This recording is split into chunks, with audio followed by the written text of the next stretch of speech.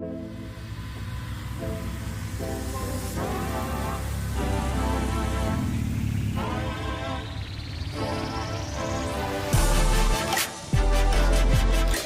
great big thank you to everyone who's made the effort to turn up. We have at last count over 160 Caterhams already here.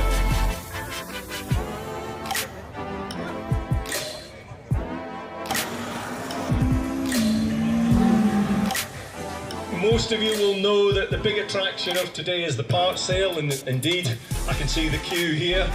You know, we do have to stick with the very strict COVID rules, which means we are limited to the number of people in. I took my daughter out in the car today. We booked it last week. Very similar to my old 1700 Super Sprint, which I had quite a few years ago now. Yeah, it was nice to get back in one. It was absolutely fantastic. It's my first time I've driven something like this. Amazing day out here, absolutely superb. We have finally joined the 21st century and designed our own set of LED lights which are fully interchangeable with your existing lights, and the soldering loom brackets and blanking plates even for you to remove the fog light and the reverse light.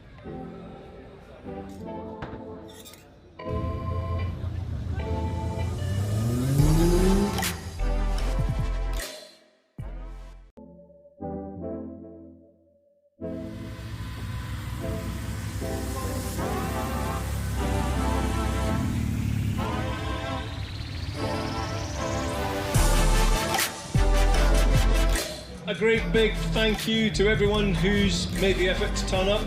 We have at last count over 160 Caterhams already here.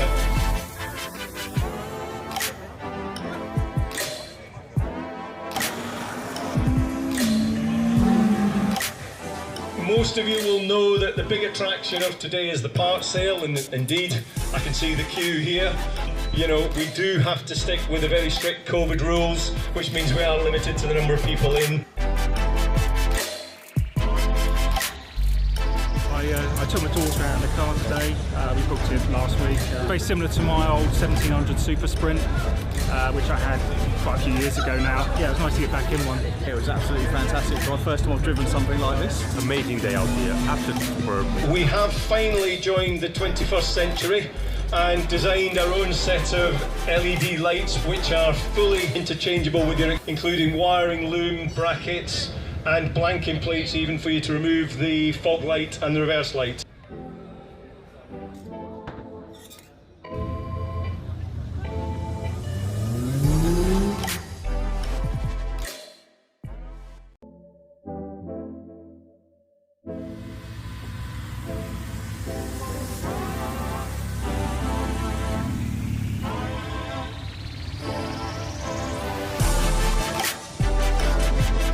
A great big thank you to everyone who's made the effort to turn up. We have at last count over 160 Caterhams already here.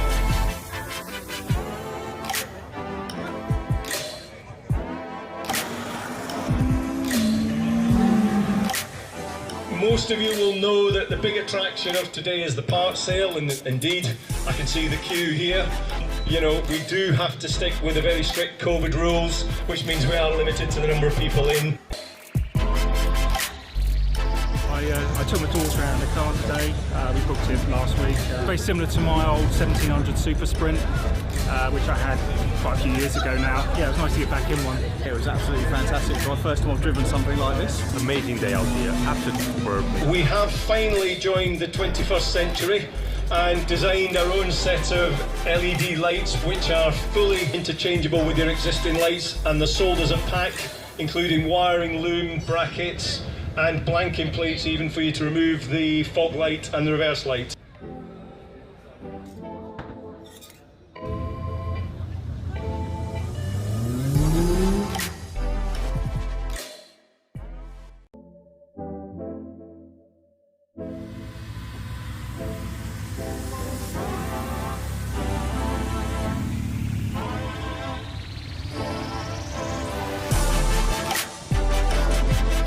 A great big thank you to everyone who's made the effort to turn up.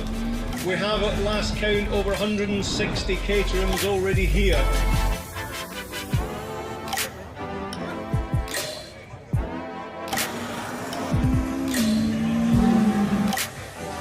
Most of you will know that the big attraction of today is the parts sale, and indeed, I can see the queue here. You know, we do have to stick with the very strict COVID rules, which means we are limited to the number of people in. I took my daughter out in the car today. We booked it last week. Very similar to my old 1700 Super Sprint, which I had quite a few years ago now. Yeah, it was nice to get back in one. It was absolutely fantastic. It's my first time I've driven something like this. Amazing day out here. Absolutely superb. We have finally joined the 21st century and designed our own set of LED lights, which are fully interchangeable with your existing lights, and they're sold as a pack, including wiring, loom, brackets, and blanking plates even for you to remove the fog light and the reverse light.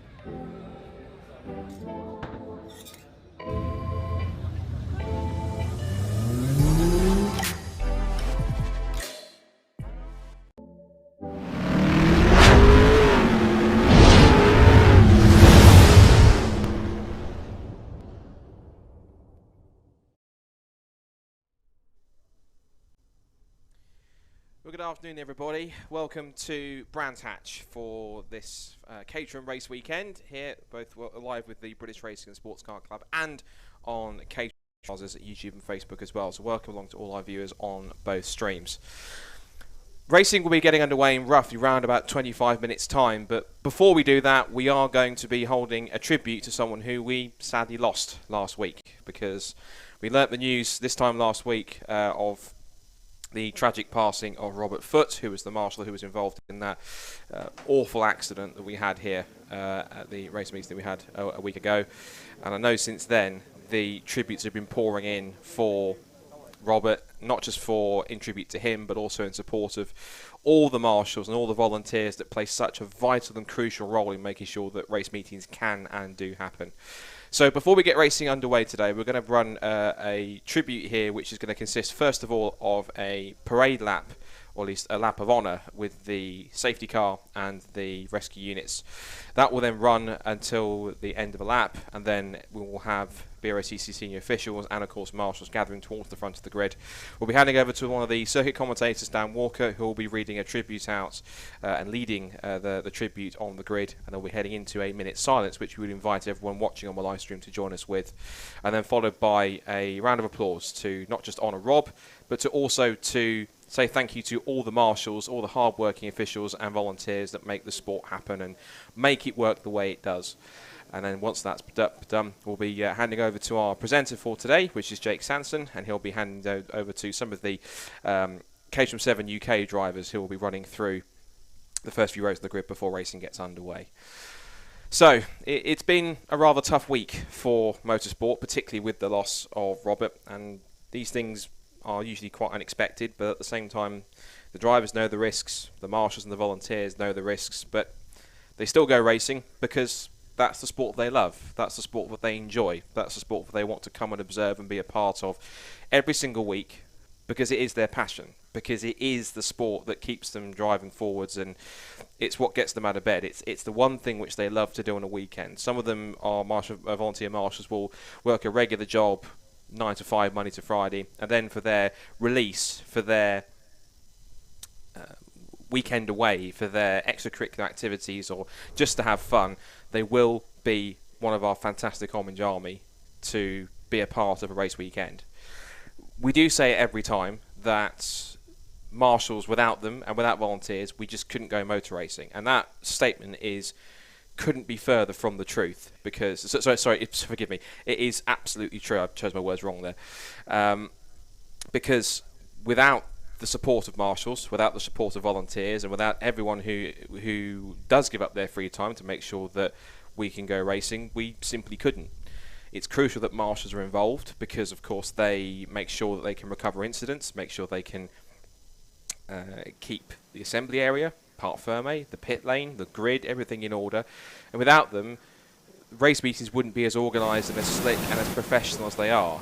And whether it's the British Grand Prix or whether it's a club meeting here at Brands Hatch, either way, the marshals play a crucial role in every single race meeting that they're doing. Same goes with these guys, the rescue units, who come down and make sure that if there are any incidents that they can attend to drivers, they can make sure that they're okay. We have people like, our the chief medical officer who checks drivers over after incidents. We have other volunteers such as clerks of the course, stewards, we have timekeepers, scrutineers. All of these people that are involved in these meetings are absolutely crucial to make them happen, because without them, literally race meetings would not be as slick, they wouldn't be as organised, and they wouldn't be as well run as they already are with them all involved. So just heading off now on the lap of honour, we have the Jaguar Brscc safety car, followed by the BMW medical car, and then also behind them there will be two of the Brscc rescue units. I believe one is from the Midland Centre, the other one is from the Northwestern Centre. We have marshals around the circuit who are holding their flags at half-mast in tribute for Robert, and they will complete their lap of honour before they then come back towards the grid, and then we'll be handing over to Dan Walker, who is half of the circuit commentary team, to get this underway. So I think, out of respect, whilst the lap of honour is going on, we're going to fall silent and just allow the ambient noise to carry them through the rest of the lap of honour in tribute for Robert Foote before we have our read out tribute, a minute of silence here at Brands Hatch before racing gets underway. The Caterham 7s are on the grid, and the drivers are standing out by their cars on the rapid straight. And the safety car with an orange flag to remember Rob waving out of the window. The Orange Army ensuring that racing can take place in all consistency with this morning, in fact, with the rain early in the day, the sunshine now, and whatever the weather, the marshals are there from Formula 1 track day to ensure that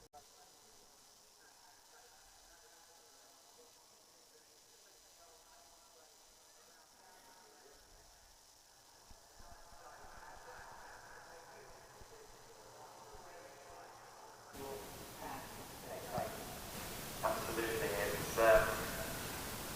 obviously never good to lose a member of the Orange Army. We're very thankful that in general this kind of thing is rare now in the world of motorsport, but Rob, certainly a man who loves the sport, at the very least we can pay worthy tribute to the man he was here today at Brands, and it is good to see all of the marshal mounts from their posts, as you say, waving the flags. Nice touch from those on paddock hill bench with the red, white and blue flags as well. And yes, it is a difficult day to be back here at Brands Hatch, given what happened just 7 days ago. And of course, you can attest that it was very difficult on Sunday as well. But the thing about motorsport is that we do press headlong on no matter what, and invariably those who love the sport will watch it that way. That's always the case. Those who love the motorsport would never ever want to see any cause of any nation on their account. Yeah, that's right. And to see the outpouring from the motorsport community. The fundraising page is set up and target £10,000. The racing match set up about £48,000. The amount of support from the motorsport community is great. And it's a partnership where the community really comes together, and it's got brands across the country. In fact, all the parts of it last Sunday were with the Spirit car. Thank you there. The amount of marbles down there, both in Syria and in Scotland. And Adam, you can see that the next car makes its way, we're getting now around here, where it's its way back around to the start line, where we'll walk to the next part of the huge amount of time and around the floor, that all the Orange Army around and around the country. Absolutely, front cars and vehicles are coming into pit lane.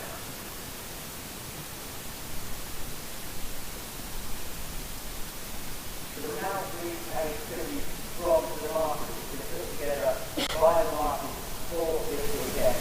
Just to give an idea of the person Rob Foote was, a 67-year-old former care veteran who loved his marshalling at Brands Hatch in particular, and marshals put together this segment to bring on the grid at Brands Hatch before we go racing at the racing start again. Rob's a lovely gentleman, he always has time for a chat. He was kind, compassionate, willing to get stuck in, supportive, and loves the banter of his friends on and off the track. He was always a true character amongst his marshalling friends and colleagues, and a plenty of laughter and jokes along the way, ensuring he was a personality that will never be forgotten. Rob was training to be a scrutineer, and we all know that he'd make sure, with the mechanical experience he had, that everyone would meet the standards. He always wanted to to help and share that knowledge if he could, and had offered to be the mechanic for one of the Orange family who is working to get into Formula Woman. As well as sharing his knowledge and experience, he was always looking to keep learning and developing himself as well. Just at sign-on last Saturday morning, he joked with the safety car observer that he'd always wanted to have a go in the safety car, but couldn't due to travel sickness. Sadly, Rob never had the chance to fulfil that ambition, but we hope the lap of honour by a safety car here today goes in dedication to him in some way to make up for that. Rob, you'll be missed by everyone in our motorsport family. Thank you so much for the friendship, laughs and knowledge. So, we won't forget you. We will now pause for a minute's silence for Rob Foote.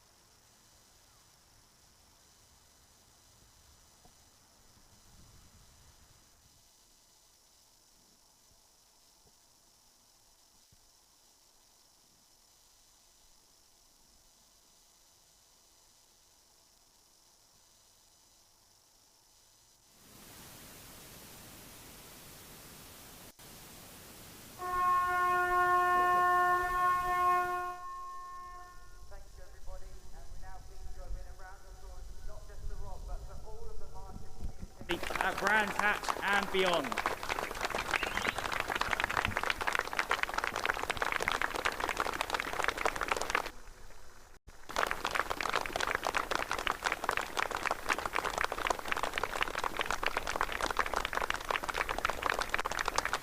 So, a tribute there for Robert Foote, the marshal, who we very sadly lost last weekend at Brands Hatch, or here in Kent. And we hope that both the lap of honour, the minute silence, and also the applause there to appreciate our marshals goes some way to remembering him appropriately, as well as celebrating everything, all the fantastic work that all the marshals do. And I'll say on behalf of the club, for everyone that's turned out for that tribute, thank you very much for coming down, particularly those who, of course, on the grid for our 7 UK Championship. Well, in many cases, I'm sure that, as was mentioned, the one way to carry on, if we're to remember Rob, is to carry on racing, because I'm sure that's what Rob would have wanted.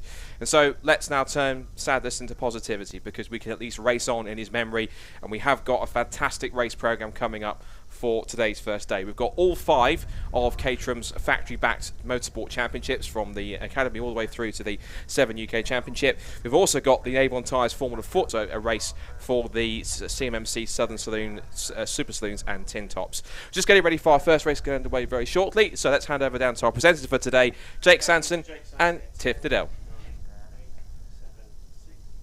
An exciting race as always. These 420R Caterhams are... So we get to start our Brands Hatch Caterham race weekend here with the Caterham 7 Championship UK, the official British Championship of Caterham Racing. Paul Woodman is with me. These are the guys that are going to put on the fastest and most exciting show this weekend. And they also had the most difficult decision, because it's been wet and dry, and of course they got slicks to choose from as well. So I know a lot of them been panicking in the pit lane, but in the paddock, but slicks everywhere by the look of things. Yeah, I actually had a couple of mechanics as they were passing me to come to the holding area saying, "Slicks, you sure? What do you reckon? Do you reckon we can go slicks?" I think we're good. And what a lovely tribute that was as well to Robert as well. But this is going to be exciting stuff, and I think everybody's up for it, including all the marshals and all the spectators, and I think the whole community is really embraced today, of all days especially. Yeah, the battle is definitely going to be very exciting from the outset. So over to our race commentator, Scott Woodwis, to talk you through the action from this first of 2 races here this weekend in the Caterham 7 Championship UK. Thank you, Jake and Paul. Yes, getting set for racing to get underway here for the first of our 5 Caterham Championships, and this is the top level Caterham 7 Championship UK. These are the fastest Caterhams and albeit the fastest cars that you'll see all weekend. These are the top 420R models, which are also running for the first time this year. Uprated suspension, as well as a dedicated Avon slick and wet tyre, and increased rev limit for 2021, making them pretty much the fastest Caterhams that we've ever had. And with it holding national status, that means that whoever wins the championship becomes, for only the second time in Caterham history, the official British Caterham champion. That happened last year with John Byrne, who almost ran away with the entire season. Only one race he didn't win, which went to the hands of Henry Heaton, one of the drivers here this weekend. And for the crop of 2021 drivers, the battle is certainly getting quite exciting as we move forward in the championship. We've had 3 meetings already so far. We've started off the season way back at Donington Park in May. We then moved forwards to Knockhill in Scotland, and then most recently the drivers have been out racing on the Silverstone Grand Prix circuit, where they had lots of mixed conditions. One day it was dry, the other it was absolutely teeming it down with rain. And given the weather conditions that we've got here this weekend, we might well get a little bit of both as the season goes on. So looking at where they come into in terms of the championship points, it is Stephen Nuttall who leads the way on 210 from Henry Heaton on 195, followed by Gordon Sawyer on 185. Then Chris Hutchinson, who's been a beacon of consistency today and has one of his best starting spots, which we'll get to in a second. He's 4th in points. James Murphy, who is ever a rocket in any Caterham you put him into, is 5th ahead of Will Smith, Neil Fraser, Johnny Jarrett. Caterham CEO Greg Macdonald is 9th, and Greg Monks rounds out the top 10. So the cars have been already brought round to the grid, as per it was for the tribute to Robert, and they'll be getting themselves set and ready to go very shortly. We had an interesting Super Pole session for those who are new to the championship. It is Super Pole means that whoever was the top 5 in qualifying then go through to a single lap shootout, and whoever sets the fastest time gets 3 bonus points and pole position for the first race. It's then 2 points for second fastest in Super Pole and a single bonus point for third, and that session then sets the top 5 for the grid, and everyone else is set by where they qualified for the first race. So we can give you a run through of the grid, and as per, of course, the top 5 being set by that Super Pole session, it's Gordon Sawyer who takes pole position, and therefore those 3 bonus points. But there was rain towards the end of the session where it got heavier for the last 2 cars, and therefore it did affect their lap time somewhat. But Gordon Sawyer is one of the lucky ones to get out there before the rain intensified. So Gordon will start on pole position in car number 91, but alongside him on the front row of the grid is car number 78, Chris Hutchinson, who's no stranger to Caterham racing, but he is competing in the 7 UK Championship for the first time this year. He took 2 years off, a year's sabbatical, and then another year's enforced sabbatical due to the COVID pandemic. But he's back on the track this year, and he's made some steady progress in that number 78 car, the green car that's on the outside of the front row of the grid. So he'll be pleased to start from the front row. The second row of the grid is number 27, William Smith, a former Caterham champion himself from a few seasons ago. Alongside him, with one of his best qualifying results today, is Alex Jordan, the pink and blue machine, on the second row of the grid on the outside row. Then it's the third row of the grid. We see Chris Aubry alongside James Murphy, who is the fastest of the non-top 5 drivers who didn't make it through to Super Pole. James wants to try and benefit from P6, given the fact that he is ahead of quite a few of his rivals in that respect. Row 4 is where we find our championship leader, Stephen Nuttall, not really enjoying the mixed conditions out there this morning. He will start from 7th on the grid in car number 46. Alongside him is Jake Swan-Dixon in car number 66 to round out the 4th row of the grid. Then it's Caterham CEO Graham Macdonald, who will start 9th in car number 19, followed by car 10 in position 10, that being Henry Heaton, and they round out the top 10 runners. And then it's Neil Fraser in car number 25 alongside Rob Watts on the 6th row of the grid, and Tom Eden and Johnny Jarrett, who round out the 14 car entry for our Caterham 7 Championship UK entrance. So Brands Hatch here this weekend, of course, we're using the short but tight and exciting 1.2 mile Indy Circuit. It really is one of the speed bowls of European motorsport, and it is a circuit where there isn't really a place that isn't classified an overtaking opportunity, both either inside or outside. So expect overtaking opportunities pretty much everywhere you look. Now, we had a fairly wet qualifying session. It wasn't torrential rain, the track wasn't completely sodden, but there was enough rain to make sure that all the drivers had to go out there on rain tyres, plus not just in the main qualifying session, but in Super Pole as well. Since then, because the ambient temperatures are quite warm, it's around about 19 degrees out there, there is overhanging cloud, but the rain has stopped, and the circuit is pretty much as dry as it was. So I think most drivers might possibly actually, I would consider maybe they might even get a second green flag lap to get adapted to the dry conditions, given that pretty much everyone was out there on wet. So it's a change of tyres. They will have to obviously go out there to adapt to the conditions much better. I'm just going to look outside my commentary box window to see if they are going to allow them to have a second green flag lap, or they're just going to bring them back round to the grid. Now, Gordon Sawyer leading the way, of course, in the black and yellow number 91. And the green car, which is Chris Hutchison, will start on the front row alongside him. They are going to bring them through for a...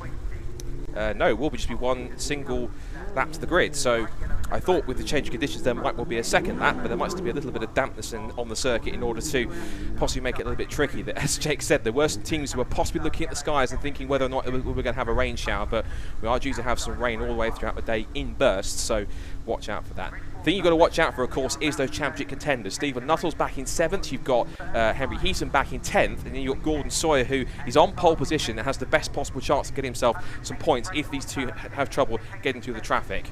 So, all set for the first race of the weekend. The 5-second board is up then. The Caterham 7 Championship UK here at Brands Hatch. Race number 1 here on the Saturday on the Indy Circuit. Sawyer and Hutchison on the front row of the grid. We're underway in racing. Strong start for the front row and a great start for the second. William Smith, he tries to pick his way through the middle down towards Paddock Hill Bend for the first time, but Sawyer leads, and it is Smith around the outside for second place. Hutchins on the outside for third, but he's under pressure for Alex Jordan in fourth position, and then 5th and 6th we've got James Murphy looking down the outside of Stephen Nuttall. So Nuttall's already up 2 spots to 5th and where he started. They're side by side for the lead and for third Exton Druids down the hill towards Graham Hill Bend for the first time. So Sawyer leads then, William Smith in second place, and Chris Hutchison going straight to the middle of the road. He knows he has to defend from absolutely everybody, heading through the left-hander, down the bottom of the hill, and up through Surtees for the first time. They shoot through Shot and up through now the uphill. Running wide there was Alex Jordan in the number 80 machine. He's now under threat from the 77 of Rob Watts. So he's dropped a couple of places. But Rob Watts has made a cracking start. He's up inside the top 10 now, where he started back in 12th. So the leaders haven't wasted time to get up towards the front. It's already then Sawyer that leads the way. Smith in second place, darts to the outside line. Now you can pass on the outside, and he is going to go the high, wide and handsome route into Paddock Hill Bend. Down the hill he goes. Has to slot back in to try and get the undercut on the run up towards Druids. It's still third place for Hutchinson, but he's under threat now from James Murphy, who breaks deep on the outside line to try and make the move on the former Supersport champion back in 2018. Now they come back in through Graham Hill Bend. Fast start also for Stephen Nutt in the 5th position. Henry Heaton, remember he starts in 6th position. He's already onto the back of his main championship rival Stephen Nuttall. They're going to go side by side into the left-hander at Surtees. And they bounce over the curbs and the bumps in the road. They come up through McLaren, in through clearways at the top of the circuit, and all the way through this long, never-ending Clark corner that takes them back onto the Jack Brabham straight to end the second lap. Down the pit straight, side by side for the lead for third place and possibly for 5th as well.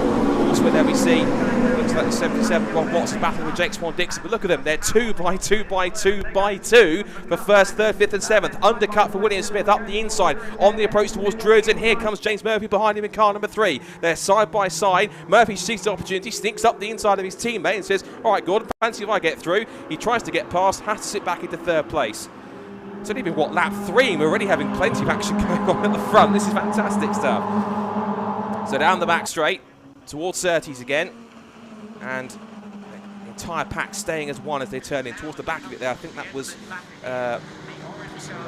double check who that was. I think it was Neil Fraser at the back of the train, so he's trying to move his way through. So Chris Hutchins trying to stay in the pack here. He's still 4th position, but under big pressure from Henry Heaton to come down the pit straight. The green car and the turquoise machine car number 10, and Heaton looks at the outside line. The first problem flying that was that the fast lap has gone incredibly to Caterham CEO Greg Macdonald, who is back in 9th place, but surely must be benefiting from the tow from all the cars in front of him to get that extra straight line speed on the approach to Paddock Hill Bend. Nudge there in the rear from Henry Heaton, just a reminder that I'm still here, Chris. I haven't run away so far. But now the top 5's trying to get away here from the rest of the pack. What's intriguing is Stephen Nuttall hasn't been able to get any further than where he started back in 7th position. He's got 1 spot to 6th, but he hasn't made up any more spaces. There we see Tom Eden going up the inside of Johnny Jarrett into Surtees. That move didn't come off, and Johnny maintains the position. They turn their way out of Clark Curve again, and this time with Henry Heaton, he's got himself in front, but Chris Hutchison will put himself back alongside, puts 2 wheels onto the grass, and he holds onto the place, but down here comes Stephen Nuttall with the slingshot, looking to the outside into Paddock Hill Bend. That's going to be another position taken. Oh, that's Graham Macdonald out of shape, into Paddock Hill Bend, off into the gravel. He had a big tank snapper on, he managed to try and catch it, but I'm afraid the gravel trap has caught him, thankfully before the tyre wall. And I wonder, is that possibly going to be an early safety car here in this first race of the weekend? Unless there's going to be a live snatch to be able to pull him backwards towards the tyre wall in a safer position. So, bad fortunes for Graham Macdonald, the Caterham CEO. He's had a little bit of bad luck throughout this season in the 7 Championship UK. There goes Tom Eden again up the inside of Johnny Jarrett into Surtees, but that doesn't work. So, I'm afraid Graham Macdonald is out of the race at this early stage now, so that hasn't really worked out for him so far. The pit straight they go again. It's towards the pit straight up towards Paddock Hill Bend, but they will find when they get there will be safety car flags and boards are out. So the safety car has already been deployed in this early stage of the race. So Graham Macdonald's retirement up at Paddock Hill Bend means that he, I'm afraid, will take no further part, and that means that the first appearance in its official capacity of the RunYourFleet.com Jaguar XF Sport Brake safety car is being required. And so Tim Glover at the wheel with Peter Skilleto as his observer will be heading out there. They've just left their post on the exit of Graham Hill Bend and pick them up as they come towards Surtees. So there is Graham Macdonald's stricken car. As we say, thankfully, the gravel managed to catch him before he got anywhere near the barriers, but that must have been a really hairy moment for Graham, that car getting that loose under brakes. And on the slicks, they have so much grip that if you try to counter steer, it will just simply snap the other way. And thankfully, the drivers around him were alert enough to see him coming and see the path of where that car was going, and thankfully, keep out of his way. So, we've got a bit of time to take stock here. These are 20-minute races in the Caterham 7 Championship UK. We're already about 5.5 minutes into our first one. It's William Smith who leads the way after he started on the second row of the grid. Gordon Sawyer from pole is up to second position. James Murphy is now third. Henry Heaton from 10th on the grid is now up to fourth. It's an incredible drive so far. If he can win this from fourth, I'll be incredibly impressed. That'll be one of the drives of the weekend already. Fifth for Stephen Nuttall. Sixth for front row man Chris Hutchinson. Then it's Rob Watson, Jake Swan-Dixon, Alex Jordan, who started back on the second row. He's tumbled down to 9th. And Chris Aubry rounds out the top 10 from Johnny Jarrett in 11th, Tom Eden in 12th. And it's then Neil Fraser who rounds out the 13 cars that we still have, with, of course, Graham Macdonald's number 19 machine deep in the gravel at Paddock Hill Bend. So they all form up behind the Jaguar safety car. And they make their way around at the reduced speed. So it's going to give a bit more information, I think, on the Caterham 7, this 7 UK car. So if you've watched the top level of Caterham racing before, you'll know that these are Caterham 420Rs. But compared to the previous season, we've had a few upgrades, as I mentioned at the start of before the start of the race, which is that these cars have had the biggest changes have been two things, which is dedicated Avon slicks and wets. When before they ran, I think it was an Avon ZZR or ZZS tyre, which is very much a semi-slick tyre, whereas these are full slicks these cars run on in these dry conditions. Also in the wets that they had in qualify this morning, it would be a full dedicated Avon wet tyre for these cars. They also have uprated Bilstein springs and dampers, which means that they have uprated suspension, which means they can cope with better cornering speeds and they can lap much faster.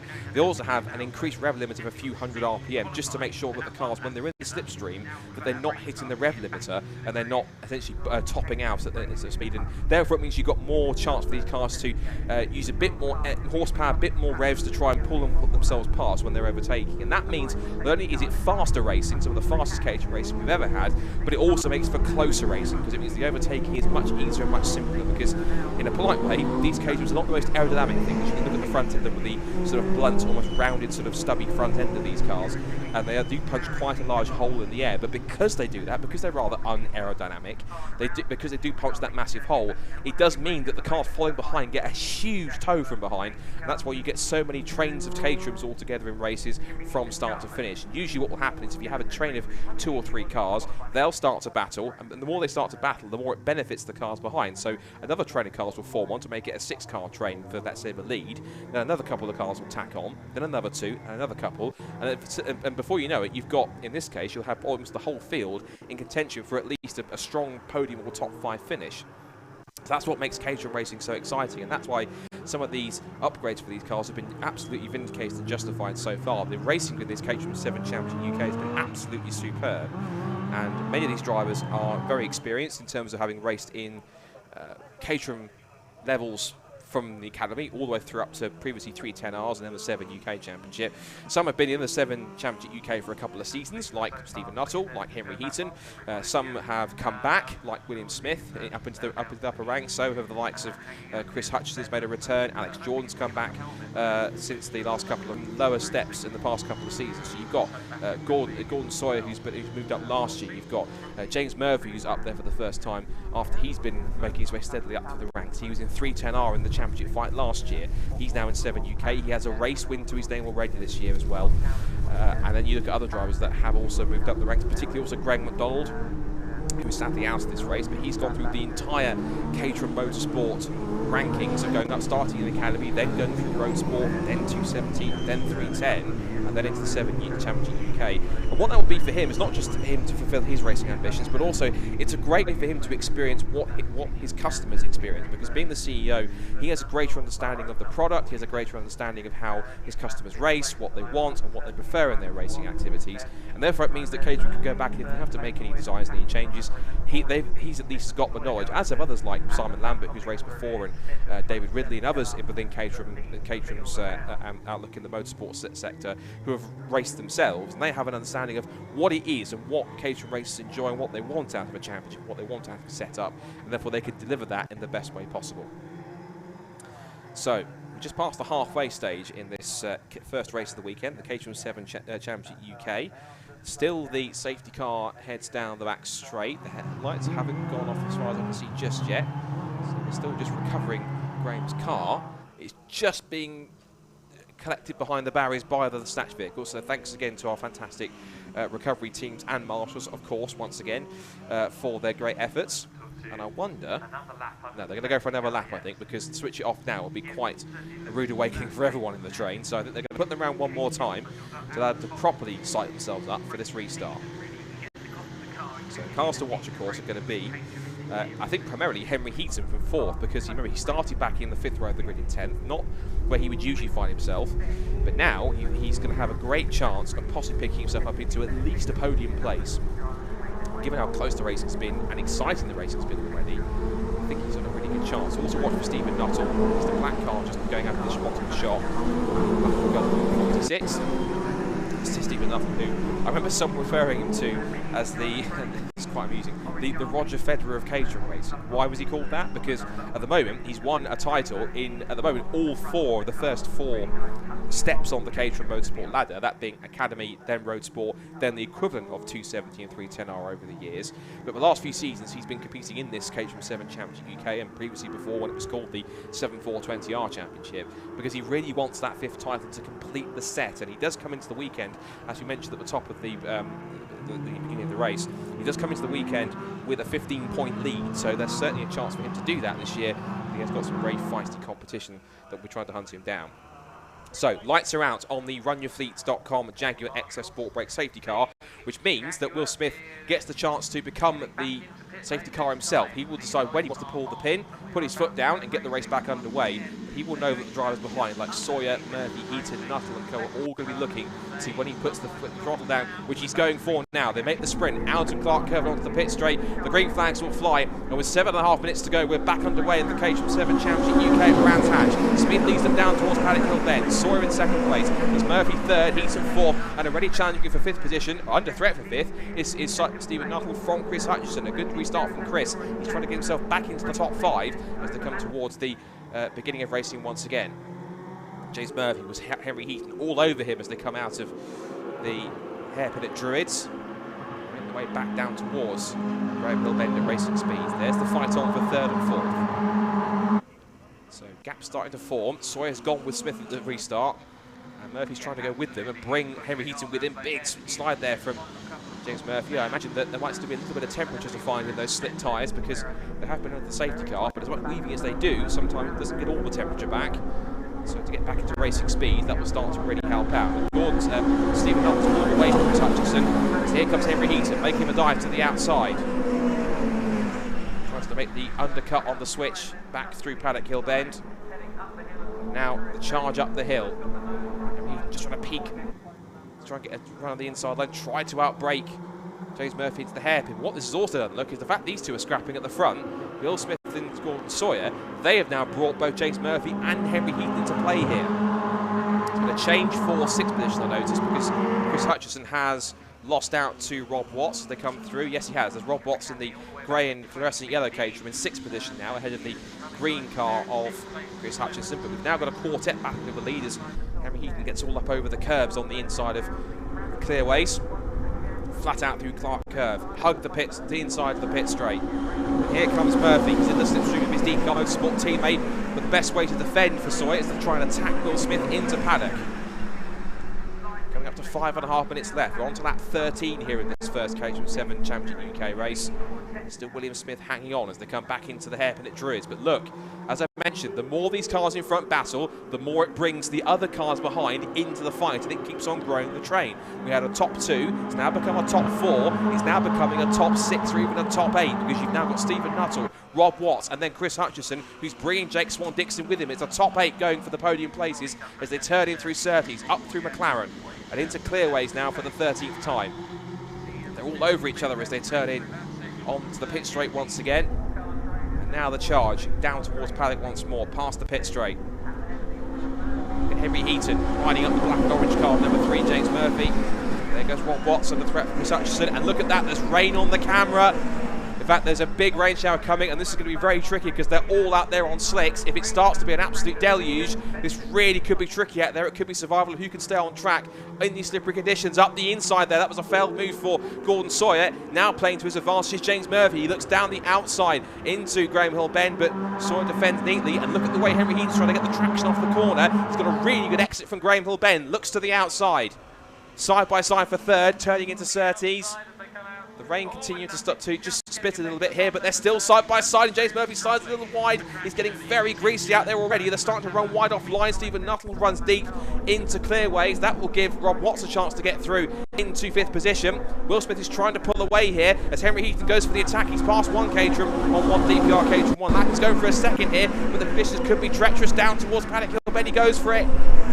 Sawyer holds to the inside line, but is he going to get the run back on the exit of the corner? Yes, he is. He put himself level. What a slingshot from Henry Heaton up the hill towards Druids in these ever slightly slick and slippery conditions. Wheel to wheel through Druids. They almost touch, but into 2nd place goes Henry Heaton from 10th on the grid. Now in these conditions now with 3.5 minutes still to go, is there a possibility that Henry Heaton could even capture, maybe even pass William Smith for the lead? It's definitely possible. He's got time to do it. Change on for 5th up the inside there. That was Rob Watts. Around the outside of both of them looks to be Jake Swan-Dixon. Swan-Dixon in the white Caterham with the blue roll cage, number 66. He's got past Rob Watts. He's flying out there. He's someone who, well, amongst other things, does powerboat racing, so he'd be used to wet conditions. So he's trying to get himself into 5th position at the expense of the championship leader, who is losing touch to the top 4 with 3.25 minutes to go. Back into Paddock Hill Bend. Still, it's starting to drizzle out there a little bit, but it's quite warm out there, so if it does stop raining, the track might dry pretty quickly. There's a bit of a breeze out there too, so that might help as well. Back to Druids. Look at the way they're all closing up. It's almost like a stock car race rather than a Caterham race here, in the sense that they're all bunched up together in one big pack. Now we see the chase on for 5th and 6th, and James Murphy didn't get a very good exit from Graham Hill Bend. He's lost out to Gordon Sawyer. Is now under big pressure from Stephen Nuttall as they turn their way back through Surtees. Wide in the background over the curb there was Johnny Jarrett in the 21. But 2.5 minutes to go. And Henry Heaton's lap times, he's lapping quicker. Oh, into the gravel is James Murphy. Murphy runs wide, he's into the gravel and drops right to the tail of the field. That is gutting, he's outside the top 10. That will be one of his faults. He might have to rely on drop scores later. But not a great move there for James Murphy. He must have just slivered off in these ever increasingly tricky conditions. 2 minutes to go. Back up towards Druids again. This is lap 17 here at Brands Hatch on the Indy Circuit. And Henry Heaton has not only just been catching, he's caught William Smith, and he was quicker by 1/10 of a second. But now he's in the slipstream. There's a really good chance here that he'll start to catch him. Now what's incredible is that Henry Heaton, and I hope his other half won't mind me saying this, but he had an incident at Silverstone which actually forced him to it caused him to partially dislocate his shoulder. So he's able to get it back into position here this weekend, but it really is a fighting drive from Henry to get himself back on form here, and he needs this to try and claw points back on Gordon Stephen Nuttall, who is back in 4th position. He's behind his teammate Gordon Sawyer as they come back down towards Paddock Hill Bend with 1.5 minutes to go. And and he needs to try and score every single point he can ahead of Stephen Nuttall. I should remind you as well, Henry Heaton runs as an independent team, basically a family-run team with just himself and a few family members and friends, whereas Stephen Nuttall, of course, runs as part of the mighty DPR Motorsport outfit, which runs several cars, not just in the 7 Championship UK series, but also in lower Caterham ranks where team support's allowed. So it really is, in terms of the team setup, David versus Goliath. At the moment, David's winning. Less than a minute to go. I think we're going to get one more time around this time by. And Heaton must know then, if he gets the last lap board, it will be now or never to try and get himself past William Smith. We could be setting up for a classic Caterham grandstand finish. But if Heaton can get past him before the checkered flag, that will certainly help him. On to the last lap they go. Looks to the outside. Side by side across the line. Down towards Paddock Hill Bend. Heaton on the outside. Smith on the inside. Smith breaks a little bit deeper. He'll try and get the undercut on the exit. Heaton is all over the rear of Smith's car as they head up Halewood Hill, back towards Druids for the final time.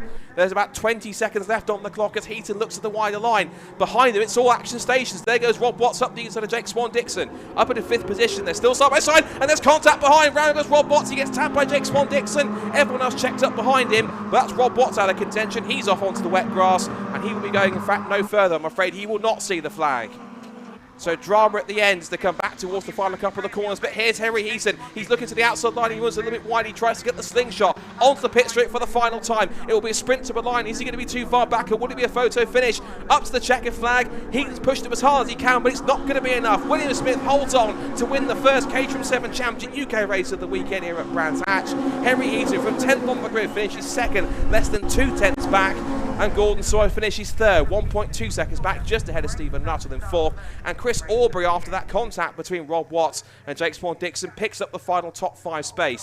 It's then Jake Swan-Dixon 6th, Chris Hutchison survives to 7th, then Johnny Jarrett, Tom Eden and James Murphy after his trip in the gravel rounds out the top 10. Then it's Jordan and Fraser and Rob Watts coming into the pit lane. And we lost Graham Macdonald early on, which caused the safety car. Woo, goodness me, what a fantastic first race to kick things off here at Brands Hatch, and a fantastic by all involved. Unfortunately, we did have the contact at the end between Swan-Dixon and Watts, which is never something you like to see, but mega racing from all involved. And I'm sure, hopefully, that's racing like that that'll inspire more drivers to get involved. Here's provisional confirmation of the result then. William Smith wins the first race of the weekend for the Caterham 7 Championship UK, just under 2/10 ahead of Henry Heaton, who put in a stellar drive from 10th up to 2nd place. It's 3rd for Gordon Sawyer, who rounds off the podium ahead of Stephen Nuttall, and then Chris Aubry in 4th and Jake Swan-Dixon in 6th. And it's Hutchison, Jarrett, Eden and Murphy rounding out the top 10, with Jordan and Fraser being the final 2 finishers. And then it's Rob Watts, who sadly retired on the last lap, and Graham Macdonald, who retired in the early stages. Fastest lap of the race, and also the bonus point, does go to Henry Heaton with a 49.480. So, incredible stuff to kick off our Caterham Motorsport action. Hopefully, both of you on the Caterham stream or the Brscc stream enjoyed that. It's great stuff. We'll see them again for the second race tomorrow. But I believe if possible, can I hand over to the assembly area because we have Jake Sanson now with Tiff Liddell, who's getting set for our second race of the weekend, this time for the Caterham Road Sport Championship. What a fantastic opening race. William Smith versus Henry Heaton. That had absolutely everything. And now we're going to come straight into the road sports, Tiff. This is going to get even more exciting the way the weather's currently going. And obviously with the slightly less grippy tyres, this could make for a very interesting one. Probably the Academy cars, which are all new to me, these Caterhams. Of course, these road sports are the Academy cars from last year. They can use the same car with a bit more power, a bit more grip. I've actually got the 2 champions. We're 1st and 3rd on the grid, so we'll see how they're getting on with their road sport. Academy champion last year, now you've moved up. How are you enjoying this expert grip? It's amazing. It's just had a little bit of rain though, so I'm not sure how the grip will be, but yeah, the car feels great compared to last year. Where are you in the championship at the moment? I'm currently 2nd by a couple of points, so it's going to be an intense weekend. Michael, you have the other Academy winner at 3rd on the grid, so we're going quick to say hello. Are we still with me? That's Tom Cockerell. Sorry, you only came 2nd last year. Sorry. I've had to miss out the 2nd because he wasn't an Academy winner, but Tom, you're another Academy winner from last year. Enjoying this step up? Absolutely loving it. With the 2 groups together, there's more fast people about. It's hard work, but we're here to have fun, and that's what we're doing. And you really enjoyed the Academy last year? Yeah, it was absolutely fantastic. I would recommend it to absolutely anybody. Right, well, have a great race. Thank you. Don't touch you too much. We'll come back now quickly because round here, Hugo, he came second in the academy. We'll still say hello, now we have time. Hugo, I left you out, you didn't win your championship last year. You got beaten by one of these two. Which one beat you? I didn't. Taylor beat me. I didn't even win a race last year, but I've won 3 of the last 4 this year. So hoping to keep up that run. So you've rather enjoyed the extra power and grip. It suits your driving more than the academy cars, do you think? I think just learning the racecraft took me a little bit more time than you know, these guys. Taylor was on it from the very beginning, but it took me a little bit more time to get up to speed. Right, well, have a great race. Thank you. This is going to be an absolutely fantastic battle right from the start, Tiff, because you've got these 3 brilliant drivers here, Flanagan, Bush on the front row, Cockrell and West on the second row, and it's been so unpredictable this season already. It's going to be very interesting to see, especially with the changing conditions, who's going to have the best of the grip. Yeah, we need a bit of drizzle, because I mean, Brands Hatch it's a very hard track to overtake on. You know, really it's a single line track, and the guy in front knows how to defend. You know, it's tight line of Druids. You know, the stop the cut back through paddock, and Clearway is always the place you can dive up the inside. So with these Caterham so equal, that's what makes the racing so exciting. Now, the progression all the way through the ladder from the academy up to the 7 Championship UK, it's a tough mission for these drivers, especially when they've come in as novices. And obviously here in road sport, we've got about 90% of the drivers out of academy come straight up to this. But it's a really exciting challenge because the drivers know each other, but they're all still learning how to get a little bit more out of their cars. They're only second-year races, aren't they still? Obviously, there's still got knackies on, really, haven't they? Well, it's fantastic stuff. We're really excited about what the road sport drivers will give us. Scott, back to you. You're in for a real treat. I'm sure I am. Thank you, Jake and Tiff. It's always nice to see Tiff Liddell, you know, when you throw down to him, it's quite a special moment. I'll tell you what is quite ominous, though. Look at those black clouds overhead. That might well be a bit of a characteristic for this second race of the day, which is the first for the Caterham Road Sport Championship. So, as Jake and Tiff mentioned, these are the drivers who are fresh out of last year's academy and are making their step up into their second proper season of racing after they have finished their respective academy seasons. Now, before, they would have raced in their separate academy groups, both green and white, both of which for this year's class of 2021 for the academy we'll see later on this afternoon. But these drivers, pretty much as they mentioned, 90% of them have come out of both groups, and so this is the first proper time under championship conditions this year where they will have raced against each other. So each drivers from both groups racing on one grid together. So these drivers will then usually, if they stay as a group together, and there's usually quite a fast group of drivers all the way through, they will go usually up together through 270R, then through 310Rs, and then up into the 7 Championship UK towards the top of the tree. And they will then tend to move their way up the ladder. And then some people do use Caterham racing as a way to possibly move into GT racing or other points. And it's interesting how I was mentioning that there are a few, talking about to Adam Bettridge from Caterham yesterday, he was talking about how it's interesting they've got some carters coming through now going to Caterham. So it is interesting that Caterham has been chosen now as a possible route into sports cars, and given the fact that they do teach a lot, I've always dubbed them as the Formula Ford of sports car racing because they've got lots of similarities, not just the Ford engine, but the fact they're small, quite skinny tyres, quite skittish and nervous to drive, but they can teach you a lot in terms of car control and racecraft, and particularly car setup. It is very much one of those situations where it is looking as well as can be expected in terms of them trying to move up through the order. So I just see Graham Macdonald's cars being recovered just off the circuit now, just by one of our recovery teams. Whilst that's happening, the cars for the Caterham Road Sport Championship are making their way onto the grid for their first of 2 races here this weekend. So whilst they're lining up, we can give you a quick run through the grid and also give you a run through of what we can expect from the championship contenders towards the front. So the grid is as follows then, after what was a very tricky qualifying session for some, but all of our main contenders are towards the front, which means we should be in for quite a cracking race. So the front row of the grid is car number 11, Taylor Flanagan, who is second in the championship. And he is on pole position for this one alongside Hugo Bush. Now Hugo's been on quite a run so far. As you mentioned to Tiff in the assembly area there, he's won 3 out of the last 4 races. He took a double at Knockhill and then won the first race at the Silverstone Grand Prix circuit. And from that, it's really helped him catapult him back into championship fights, particularly being 5th in points now. But I'm sure with drop scores into play, he'll be a little closer and a little higher up in the standings, maybe around somewhere around the top 3 in many cases. So, Taylor Flanagan starts on pole. Alongside him on the second row of the grid is Hugo Bush. As we said, Hugo's had that run of form. Then we've got Tom Cockrell, who is the other of the 2 Caterham Academy champions from last year. Taylor Flanagan was white group champion, Tom Cockrell was ring group champion, and Tom will start third on the grid. Alongside him on the second row of the grid is Adam West, having one of his best qualifying results of the season. Row 3 is the Dominic Mansberger, the black and green car to the left of the shot. Alongside him is James Hall, again an improved qualifying position for him.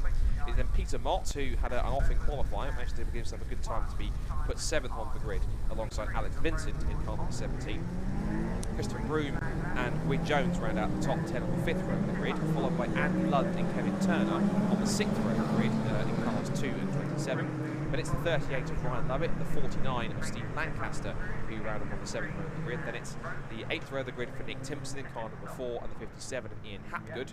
Then it's followed by Sam Gibbons in car number 3, Peter Lawson in car 26, followed by Ron Mounsey and Mike Hilton to round out the top 20 runners. Then it's Chris Griffith and Marcus Eels on the 11th row of the grid, 21st and 22nd, from Adrian Mariadis and Michael Koo on the 12th row of the grid in 24th position.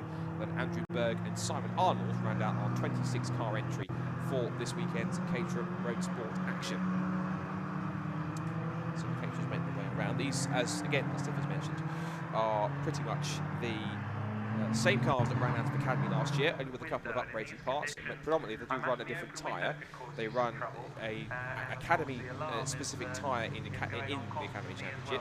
But then in the road sports, they go to a faster tyre and also a little bit of some tweaks on the brakes as well. And that does make these cars at least a second of that quicker in many cases, due to just the new rubber. It's incredible how much of a difference new tyres can make. In terms of the championship battle, in terms of who's done what throughout the season, for all but one of the top 5 drivers in points. We've had wins for Dominic Mansberger, the points leader. Only his first of the season came at the second Silverstone Grand Prix circuits race just a few weeks ago. Taylor Flanagan has won one race so far, and that was right at the beginning in a soaking wet Donington Park for their first race of the year. We then had a win for Tom Cockrell in the second race that weekend at Donington, and then since then we've had also the other 3 winners have been, of course, Hugo Bush, who took that double at Knock Hill and that win in the first race at Silverstone Grand Prix. So the cars form up then 2 by 2 here on the circuit. You can see there is rain increasing now, so this should be quite interesting. The tyres that they run are essentially an all-weather tyre, so it shouldn't be too much trouble in terms of coping with the conditions, but it's whether or not they can keep these cars on the road, given how it might get pretty slick and treacherous out there quite quickly, remains to be seen. So, all set to get underway for the first Caterham Road Sport Championship race of the weekend, sponsored by Mission Motorsport. The lights are out, we're underway as they make the sprint down towards Paddock Hill Bend. It's a cracking start from pole position from the inside of the front row from Taylor and Flanagan. Tom Cockrell's moving up alongside Hugo Bush as they head into the right-hander and down the hill. It's also battle of a 4th and 5th as Tom Cockrell slithering around the outside with an incredible start. I think that's possibly James Hall. It is James Hall from 6th on the grid. He's up to 3rd. Amazing start for him. He's up to 2nd. He's past Hugo Bush. What a start for Adam West for James Hall that was in car number 98. A rocket-propelled start in these slick conditions. He's up to 2nd place, past one of the front row men, and he might even go for Taylor and Flanagan at this rate. There he is, car number 98, the almost a zebra livery car. He gets very sideways on the exit. Don't throw your hard work away now, James. And these conditions, of course, are going to change pretty quickly given the fact that there is rain in the air, and it may well make the track as slick as possible. So, up the inside, it's 3 abreast. Dominic Mansberger, we know he's quick in the wet. He's going for up the inside. Dominic Mansberger's into the lead. Incredible stuff. Now then, what's interesting, the yellow flags are out. Now they've seen it, because that's interesting. Noticed that there was yellow flags and safety car boards were out, so he's immediately backed off to try and get back those positions. I think he must have not realised that everyone was slowing up, and he dived up the inside. There's possibly the reason why we have the car off. That is, trying to see who that is. That's car number 72, I think. No, it's car number 12. It's car number 12 that's gone off the road. Is, look it up on my screen here for the grid. 12.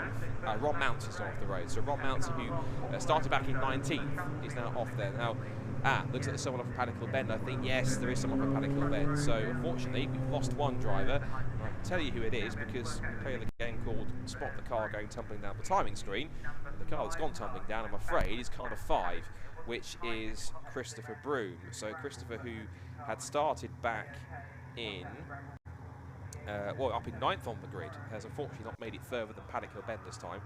So what it has done, looking at the order after the end of that first lap, now that Dominic Mansberger has slotted back into the position he should be in after he caught the jump on everyone up at McLaren, is Taylor and Flanagan leading the way on the safety car. It's then 2nd place for James Hall with a lightning getaway from 6th on the grid.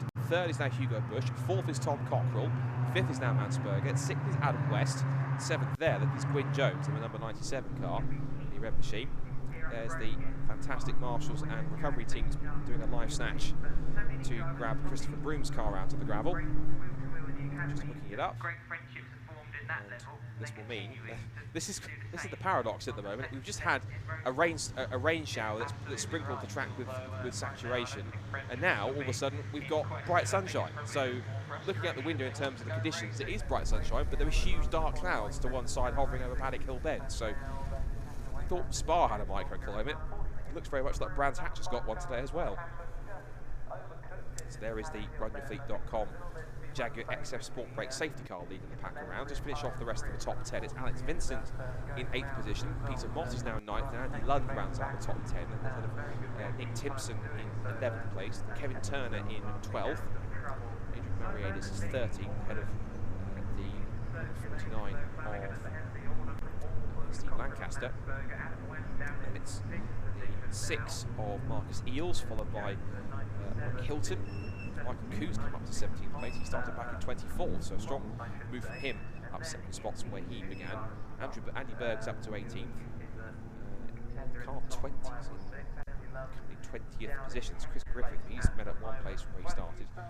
Car 51's dropped back a little bit. Simon Allen's come up a few spots. As also has 38 in 22nd position, and that is Brian Lover. He's dropped down, in fact. He was starting 13th on the grid, dropped down to 22nd, so not a great start for him. He's lost 9 places from where he originally came through.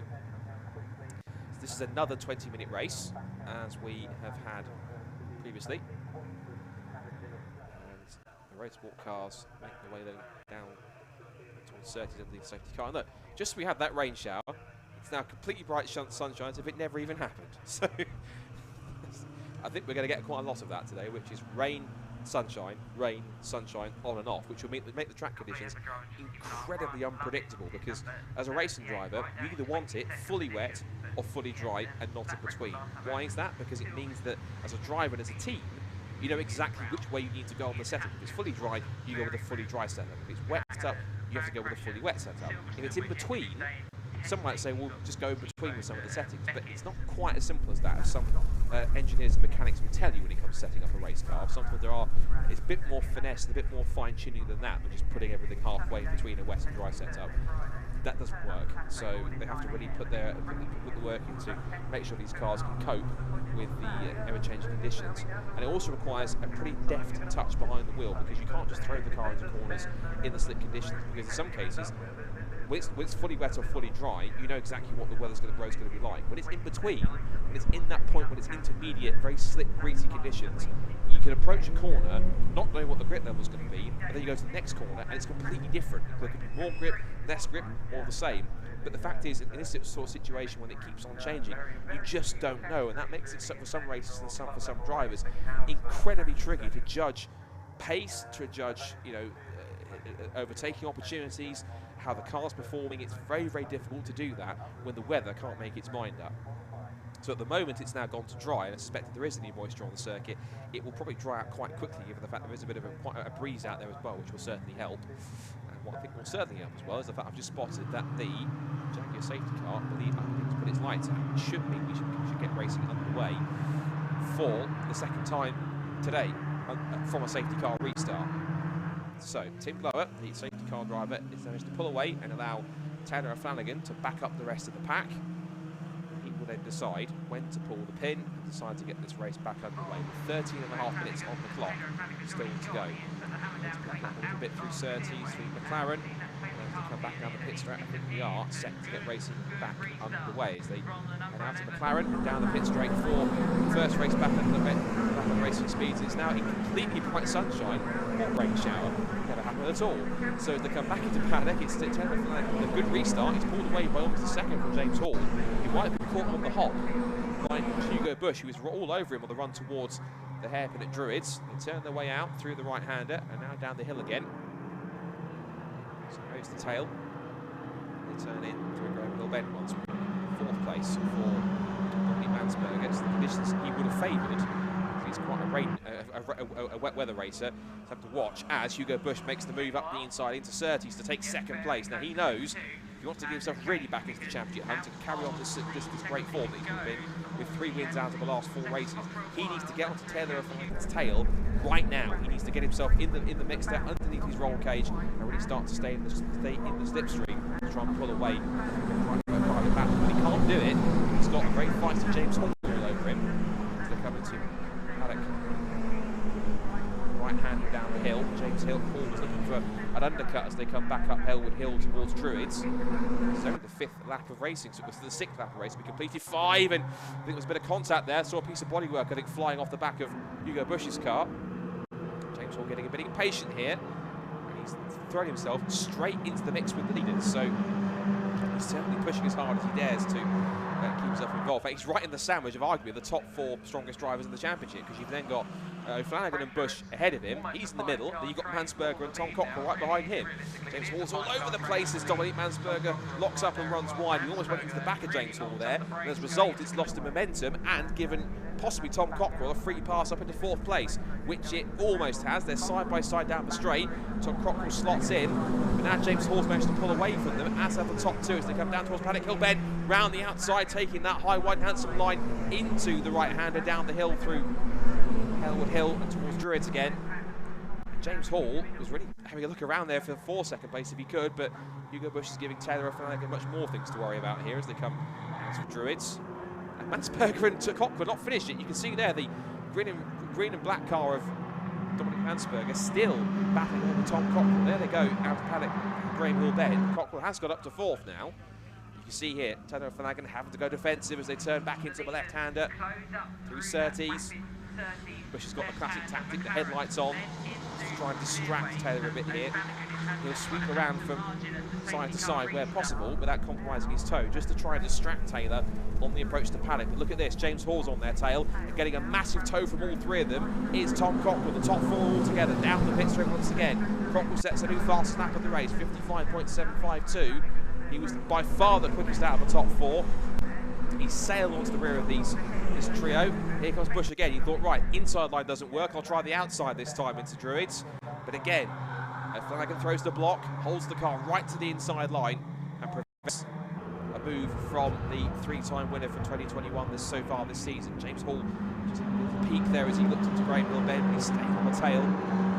Mansberger's dropped off a little bit here in 5th position, but if he can try and get himself back involved, if these 4 continue to fight hard enough, there's a real chance. They'll also watch for the cars behind, because you've got Gwyn Jones in the number 97, and he's bringing Adam West along with him. So we could be seeing a 7-car train for the lead and the podium places. We've still got just under half distance to go. Jamie Tiff said it was going to be a cracker, and it's certainly living up to it so far.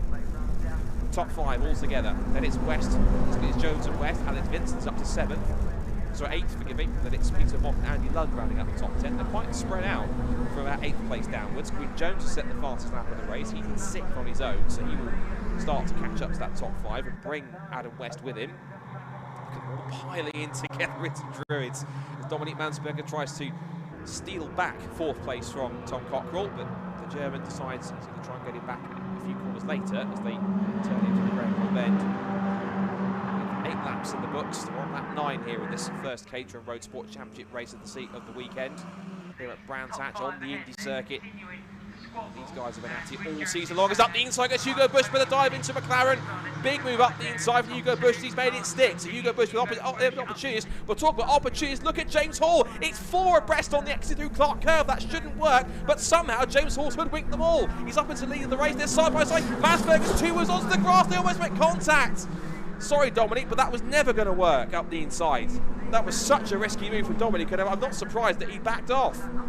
James Hall loses the lead. It's now side by side between Tom Cockrell. He's got past all of them. He's now up the inside of Taylor and Flanagan, side by side for the lead into Druids.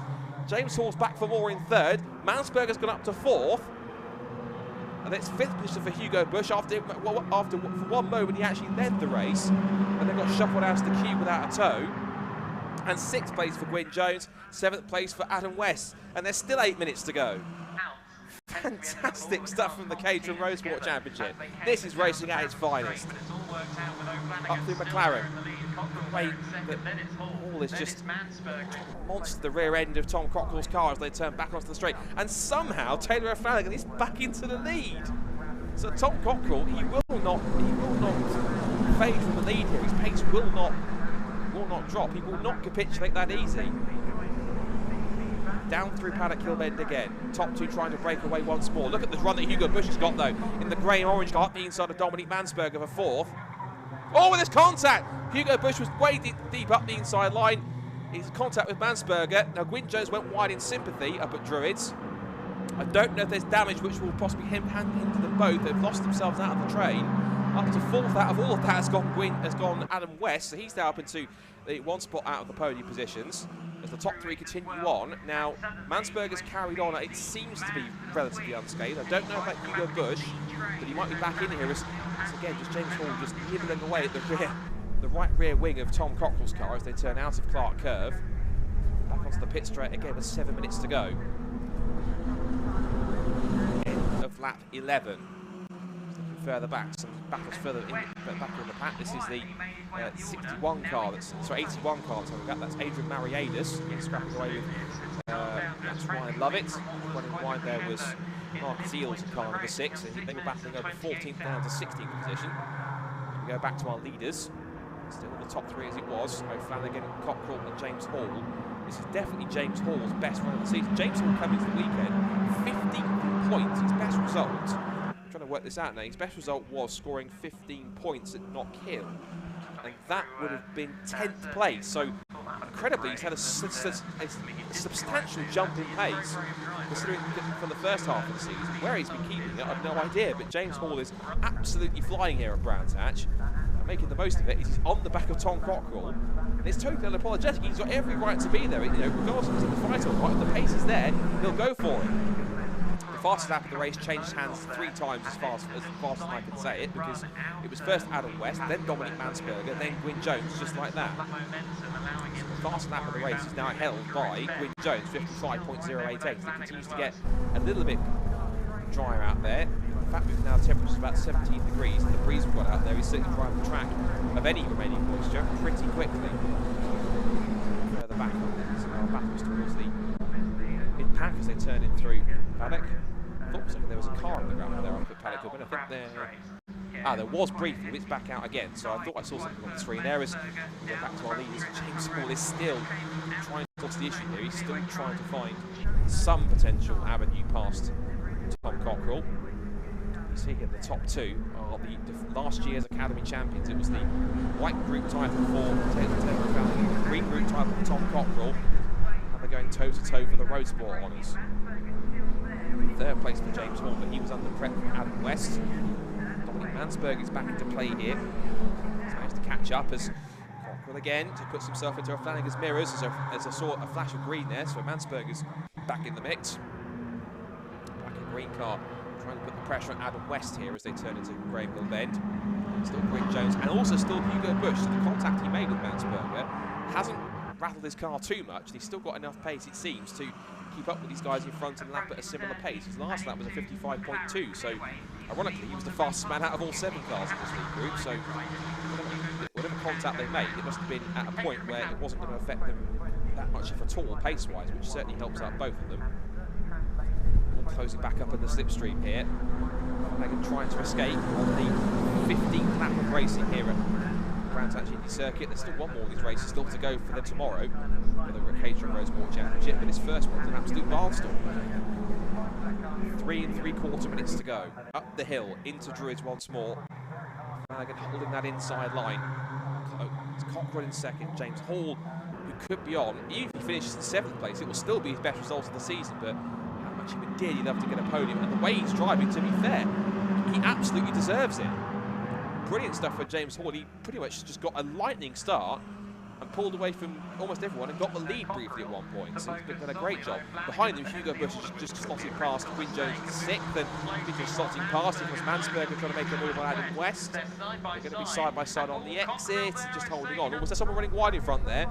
I think it was, who was it? It might have been, it was Tom Cockrell. Tom Cockrell ran wide, and now he's at the threat from Sir James Hall down the outside into Paddock Hill Bend, side by side for 2nd and for 4th. Look at Adam West trying to defend from Dominic Mansberger. Round the outside and remaining in front, going for second is James Hall. Here goes Mansberger, could be 3 abreast, this won't work. They'll all make contact together. Oh, and they've both gone into the air. Mansberger goes up, round goes James Hall. Oh, his dreams of a podium have been absolutely shattered by contact at Druids, and it's all come to a crashing halt. Oh, that's such a shame for James Hall. He was in such great contention, but 3-1 was never going to go. And while Dominic Mansberger continues on, I think the one that got caught up in the instant battle there, I think, was Tom Cockerell, who just backed out of it. And unfortunately, it caught up both Mansberger by throwing his car up into the air, and James Hall also saw his car get a little bit airborne.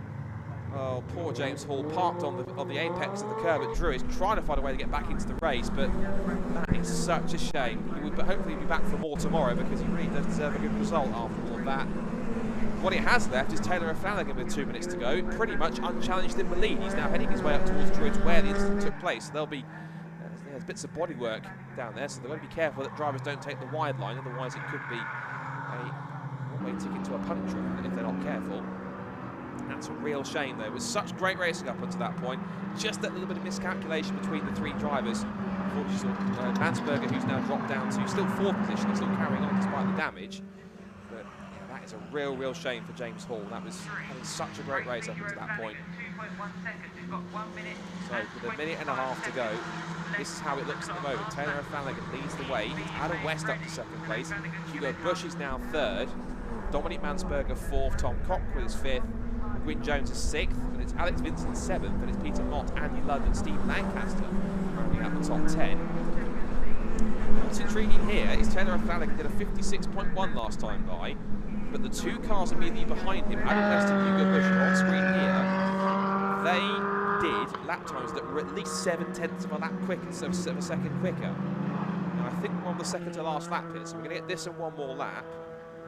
Either this is going to be a grandstand finish to a race that has been thrills a minute from the start from the very beginning, or it's possibly a false dawn and Taylor has this under control more than it looks like. There's Ian Hapgood, his silver and purple car. He's battling away with Steve Art, with Simon Arnold, the car number 51. They're having a scrap over 24th and 25th position. Actually, no, it was him with the 26 car, which is Peter Lawson, who's going to be 53rd. So, on to the last lap here at Brands Hatch. And Taylor Flanagan has managed to get the gap. He's picked up his pace a bit more, but he's still lost a couple of minutes to the cars behind. So, he put a 55.6 in for O'Flanagan compared to a 55.3, a personal best for Adam West, and 55.1 for Hugo Bush. So, still lapping quicker than Taylor. Come through Graham Hill Bend for the last time, as the clock ticks down to 0.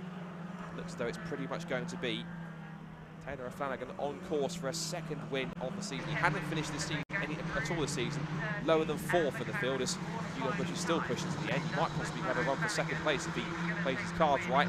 Slide there from Adam West. But after what's been a crazy and incredible first race for the Caterham Motorsport Championship, the victory is going to go for the 2nd time this year to Taylor O'Flanagan for the first race at Brands Hatch. He crosses the line. O'Flanagan wins at Brands in race number 1. It's 2nd for Adam West and 3rd for Hugo Bush. What was a brilliant race, and side by side from the line. That was 4th, 5th and 6th. That was Mansberger, Cockerell and Jones. And Mansberger beat Cockerell to the line by 46 1,000ths of a second to just hold on to 4th place from Cockerell in 5th. Gwyn Jones picks up 6th position. He was a mere 0.114 of a second back. And it's Vincent 7th place. Peter Marty's 8th. Andy Lund is 9th. And Ryan Lovett put in a fighting drive to get himself up into 10th position. Nick Timpson's back in 11th. The rest of the field comes through, but that was quite a frantic, typical, incredible Caterham race from start to finish. It's a shame we did have the bit points of contact that we did, particularly the incident which saw Mansberger involved and particularly pushed James Hall down the order. It's a real shame because James was looking so good for a potential podium there. But they'll be back tomorrow to try and do it all again for their 2nd race. Amazing stuff by Caterham. We'll have a bit of a break from Caterham's for Formula Ford coming up next, so there'll be a break for all our drivers on, all our viewers on Caterham stream. And they will be back a little bit later on for our 3rd Caterham race of the day, which is going to be for the Caterham 7 270R Championship later this afternoon after the Formula Fords. So, but for those who are watching on the Brscc stream, you will carry on, and after we've gone through the results, we'll be able to hand you over to Jake in Park Fairmate in Assembly to have a chat to some of our Formula 4 drivers in a moment. So excellent stuff involved. Here's the result then. Taylor Flanagan, after a wild first Caterham Roadsport Championship race, wins by it says by half a second, but that can't be quite right. So Taylor Flanagan wins. Adam West is in second place, ahead of Hugo Bush in third. Then it was a photo finish for third, fourth and fifth as they came across the line. It was then Mansberger fourth, Cockrell fifth, Jones in sixth, and it's Vincent, Mott, Lund and Lovett rounding up the top 10. Nick Timpson's 11th. From Lancaster, Mountsie, Eels, Berg, Mariadis, Hilton, Turner, Gibbons and Hall rounding out the top 20. And then moving down the order, we have 21st place for the 20 of Chris Griffith, and Michael Koo, Ian Hapgood and Peter Lawson, with Simon Old and Christopher Broom, the two retirements that we had. And James Hall, for the record, did come through back in 20th position. So what could have been? But if you can recover from tomorrow, that was certainly one to look forward to. So for those watching on our Caterham stream, we're going to take a break now until we have our next race coming up, which is the Caterham 7270R Championship race for those watching on the Caterham stream. So we'll see you very shortly. But for now, for those who are watching on the Brscc stream, we're straight into our next race, which is our first of the weekend for the Avon Tyres National Formula 4 Championship. Let's see what some of the drivers are thinking about this first race. Jake, over to you in assembly. Well, that was one heck of a race. That had sugar and spice and all things nice. If that had been a curry, that would have been a madras. We really loved that one. And Taylor O'Flanagan hanging on to it for dear life